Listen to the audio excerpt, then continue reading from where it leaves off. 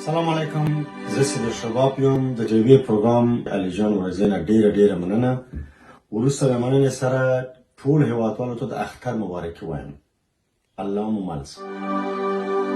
نوې محفل نوې ساقي نوې جامونه کنه نوې سازونه کنه نوې سازونه کنه نوې محفل نوې ساقي نوې جامونه کنه نوې سازونه کنه نوې سازونه کنه